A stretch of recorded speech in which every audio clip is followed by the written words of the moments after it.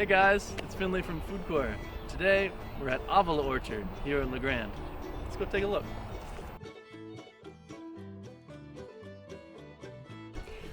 My name is Danae Yergel, and I've been here for 9 years now, and we're just delighted to be here. It's such a unique, interesting place with these amazing trees and history and ancient lineages. It's sort of like having a library and an ark and a whole pantry full of food all in the same place.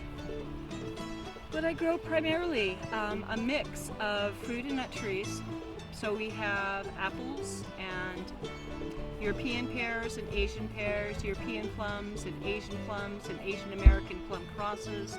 We have apricots and we have mulberries and we have filberts and walnuts and chestnuts and let's see, did I leave anybody out? Quince, of course. Yeah, so a lot of very interesting different fruit trees and nut trees. Knowledge that I can share and inspiration that I can share with the young people who come to work in the orchard with me here.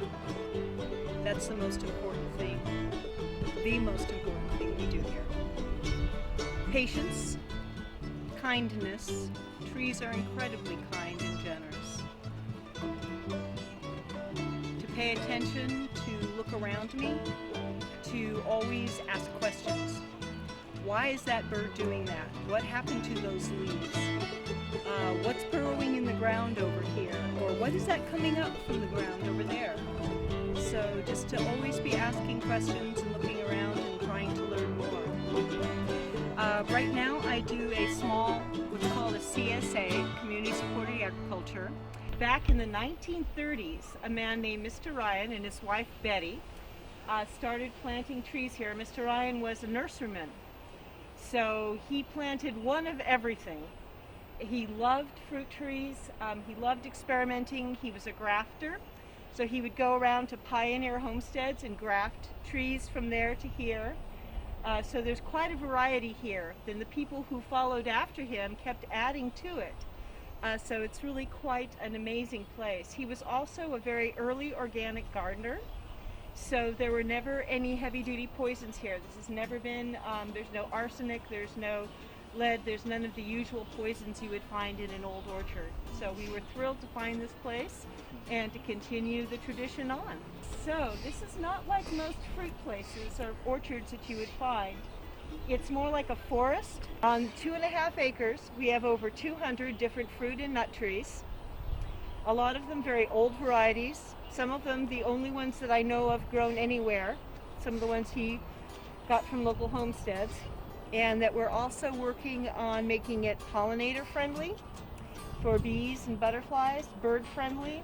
And of course the deer are welcome here as well. So you can see the browse line on where the deer browse up on the leaves here. You can see where they browsed up. These are hazels. These are Peace River hazels. Like I said, Mr. Ryan and the people who followed him were experimenters. Peace River hazels are a cross between a European filbert and a native hazel from the Peace River area of the Okanagan. And so each one of these is different. Each one of these has a slightly different nut. We talked about the hazelnuts. Those are a really good food source.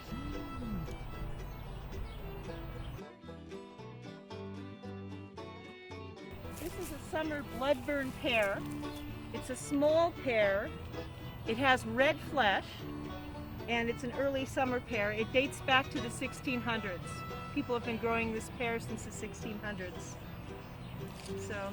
And then you can see that we plant herbs and flowers around the base for the pollinators, for the bees and the butterflies. This is one of the ones that Mr. Ryan grafted from a tree up on the Tollgate Highway.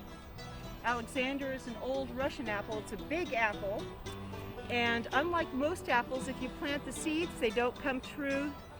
But with the Russians, you tend to get trees coming true to seed. So if you planted the seeds of this apple, you'd probably get a very nice big apple. Gumi, which is a nitrogen-fixing shrub, gumi, and has a little red berry on it in the summer. That's really quite tasty. It has a big pit though. But the robins also love it, as well as people enjoying it too. So a lot of what we're doing is trying to add the shrub layer now to the orchard here. And that's a grape that is going to eventually grow up into the apricot. And then the gumi will be here feeding the apricot nitrogen. It's called an Angier's quince. And you can see that it's fuzzy and it's hard. It's not like an apple or a pear. It's somehow a little bit different from both there. And quince used to be that every pioneer homestead had a quince tree, because before you had pectin to make jellies and jams be stiff enough to eat like that, you would use quince to thicken up the fruit juice to jelly or jam. The word marmalade is based on the Portuguese word for quince, which is marmelo. So a classic marmalade would have quince in it to help gel everything together. Quince can be added to apples, anything you make with pears, anything you make with apples, crisp pies, cider, juice, sauce, and it adds a wonderful flavor. They're also beautifully scented, and you can just use them as an air freshener. In other parts of the world, they've cut them very thin, dry them, and use them for a winter tea, particularly for sore throats and coughs. So it's an amazing old tree, Angier's quince. We made a choice here to plant trees primarily on what's called standard rootstock or seedling rootstock, so that they will be long-lived, and that your great-great-great-grandchildren could come here and eat apples from these trees. That's our plan. This had started as a different project, but when we fenced it off and the deer kind of ignored it, this little shrubby bush, just like a little seedling there, came up. Turns out it has amazingly delicious little plums on it. They're bright red inside and kind of mahogany colored outside, and very sweet and flavorful. So we call that plum a faith plum, because it's having faith in how nature takes care of us. This is our Oak Haven apple. This was a seedling that somebody planted, but it came up to be a beautiful, wonderful, delicious apple that the children of Oak Haven Preschool voted their favorite apple. So we named it after their preschool for them. There are two large branches going up here. These are the original tree. It resprouted these branches that grew up. So we now have Esopus Spitzenberg apples, which were Thomas Jefferson's favorite apple. Each of these trees is a story. It's a story of someone who knew it and loved it and took care of it. So this was Thomas Jefferson's favorite apple, Esopus Spitzenberg. It's a nice, beautiful, big red apple. Very juicy, very flavorful. So fourth graders, if you were here, I would be asking you who would eat the tree. So I think you know what four-footed things come through here and have huge appetites in the fall. Over here, you can see where it's all been rubbed raw. Have you ever watched deer in the fall with their antlers, when their antlers start getting itchy and they start rubbing up against things? And yep, sometimes they even break them over and down. So we do lose trees sometimes because of that, but it's still worth it for us to have the deer here. We want this to be a place where all four-footeds are welcome, as well as the two-footeds. So apples come in all different sizes and shapes, all different colors, all different flavors. Some are good for cooking with, some are good for fresh eating, some are good for drying. So there's a lot here. This is Rhode Island greening, and it's an apple that's used a lot in pies and in cooking. It's very hard, a very crisp, hard apple. So unless you really like a really crunchy apple, I wouldn't suggest eating this one fresh. But it is good if you like crisp apples. I like the donut shape to it, sort of flat and round. Like Oh wow, yeah. Rhode Island greening is one of the oldest American apples. It was grown in the 1600s in the first settlements on the East Coast. The original Rhode Island greening tree lived for 450 years. This is White Winter Pearmain, and it's another really amazing apple. This apple has been grown since before the time of the Norman invasion of England, before 1066. Oh. That's Very sprightly. really different. And you're right, yeah, really tangy almost. Dwarf trees only live to about 25 to 30 years, and these were planted back in the 1970s. So they're all starting to die out now. That's another reason that I plant on the standard rootstock. That tree, the blue pearmain, should live for 300 years. This is what I call the Van Gogh apple. It's just got so many different colors. And what it is, this is called Hawkeye, and it is the ancestor of Red Delicious. So this is the apple that would become that solid gold or solid red, apple you see in the store. Wow, great colors for sure. Yeah. Each one is different. It's like tiny pink. Wow. And that's what a delicious is supposed to taste like the Hawkeye. Wow. Okay, so sometimes there's fruit that we can't reach.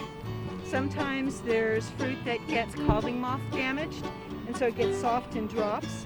When that happens, and it splits on the ground here, then the bees can come in and get food from it, from the ground here, from the soft broken fruit. See?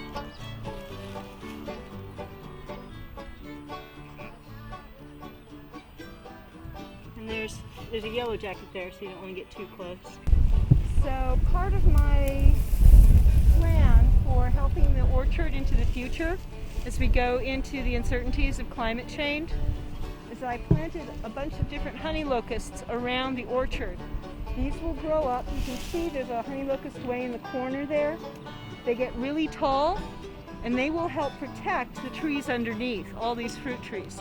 They'll help protect them from hail, and they'll help protect them from getting too cold too fast or getting too hot in the summer. Well, thanks so much, Danae. That was so wonderful to learn about what you're doing here, and thank you for showing us around and taking your time. It was a pleasure and a privilege to have you come visit. Cool. Stay tuned for more virtual farm tours in Union County. We'll see you later.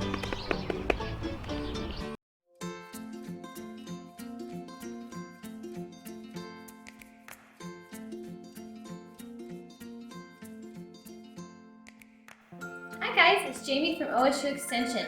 Today I'm going to show you how to make apple sandwiches from the apples we found at the farm. Always wash your hands before cooking.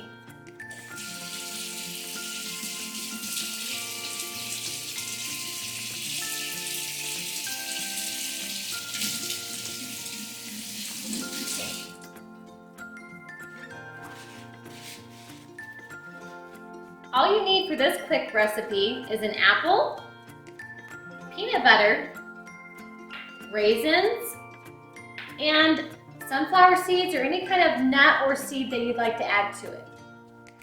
You always want to wash your fruit before eating it.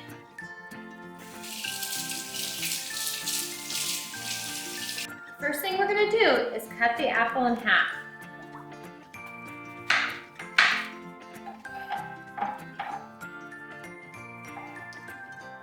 And we're going to make nice little slices.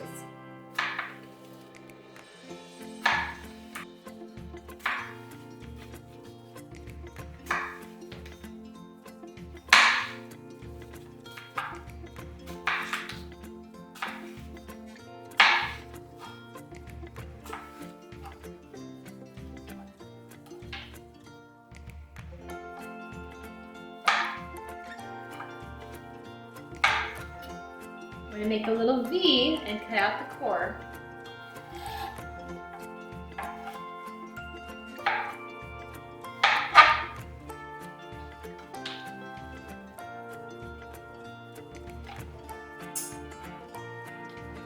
Then we're just going to take a little bit of peanut butter.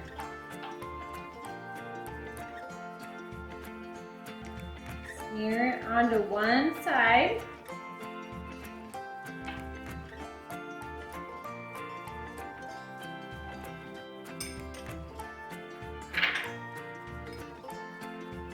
a few raisins.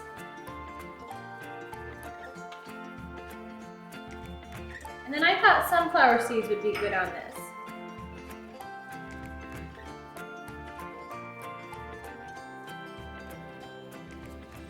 Like that. This is something you can do on your own. This would be a great snack for after school.